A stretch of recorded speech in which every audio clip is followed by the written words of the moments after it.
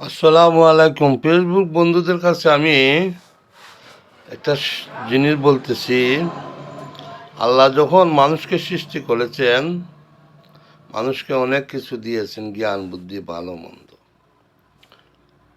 যখন পশুরে তৈরি করেছেন, পশুরও আল্লাহ দিয়েছেন তার চলার মতো সাধ্য। গাধাকে আল্লাহ তাআলা যখন সৃষ্টি করেছেন,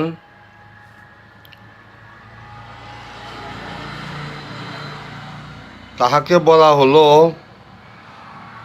যে হে গাধা, তোমার তো সৃষ্টি করেছি, তোমার হায়াত দেওয়া হলো 50 বছর।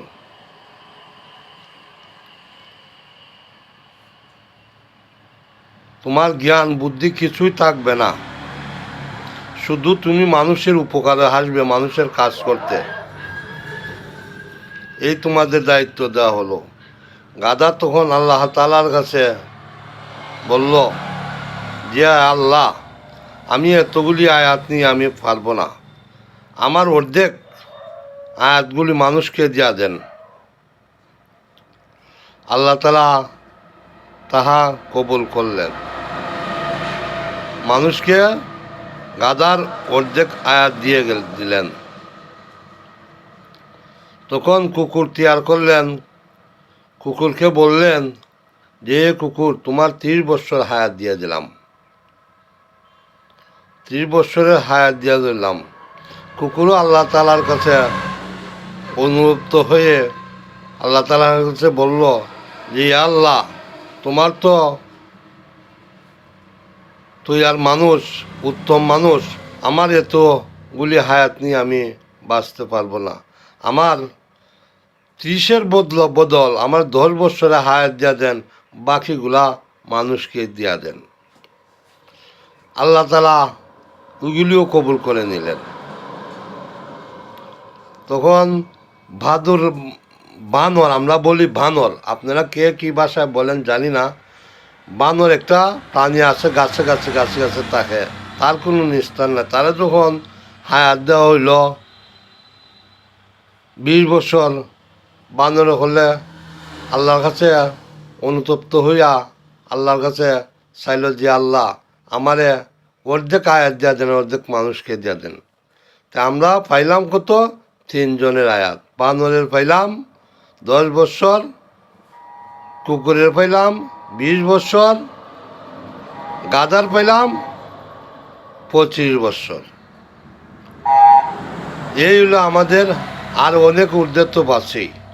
তাই কাজেই এই যে আমরা এক জীবন সংসার করতে আজীবন মা বাবার কুলে থেকে আমরা জায়গা 20, 25, 30 বছর, এবং যখন সংসার করলাম তখন আমাদের জায়গা সংসারের তোলে শ্রম দিতে দিতে দিতে দিতে দিতে এই যে কুকুরের যে আমরা 20 বছর হইলাম, এই কুকুরের মতো খাটতে খাটতে খাটতে খাটতে খাটতে খাটতে সংসারের মাঝে আমরা এইভাবে 20টা বছর আমরা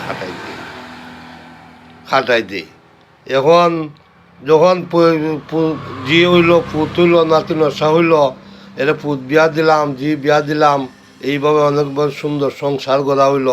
এখন বাবা ওইগুলি অসহায়, তাদের যত হাতের অর্থ সত্য আছে সব কিছু এরা বিলীন করে নিল। আর প্রত্যেক ছেলেরা বলল যে বাবা আমি খাওয়াইমো, মেয়েরা বলল আমি খাওয়াইমো, হ্যাঁ, এইভাবে করে যা আসল বাবার সম্পদ সব নিল।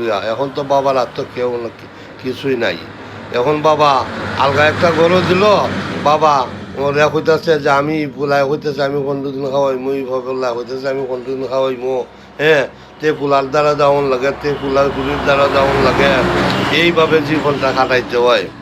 বৃদ্ধ বয়সে তে মেয়ের বাড়ি যাও, আসা যাওয়া হলো, এইভাবে 10টা বছর কাটাইয়া মানুষের জীবনযাপন করতে হয়। তা কাজেই ভাই, আমরা সবসময় যেন আল্লাহ তাআলারে আমরা যখন প্রত্যেক সময় যেন স্মরণ করি, আর আমরা যখন জীপুতের কাছ থেকে বন্টন না হই, আর জীপুতে ই পুতের দ্বারা ই পুতের দ্বারা ই জির দ্বারা এইভাবে যাতে জীবন না খাটানো লাগে, আল্লাহর কাছে যাতে আমরা ক্ষমা মাঙ্গি যে আল্লাহ পাক রাব্বুল আলামিনের ইজ্জত আমি এবং আমরারে যাতে তুমি শান্তি শৃঙ্খলাভাবে, হ্যাঁ, একটা পরিবারের থাকা অবস্থায় মৃত্যু করে দিও, আমার বয়সের বেশি দরকার নাই। আমার ওই বাচ্চা কাচ্চা জীবুত ওদের মাধ্যমে আমি সুস্থ সবল অবস্থায় থাকা সত্ত্বে যাতে আমার মৃত্যুবরণ করে, এই আমরা প্রত্যেক সময় যেন আমরা এগুলা স্মরণ করি, আল্লাহ তালার কাছে ক্ষমা ভাঙ্গি।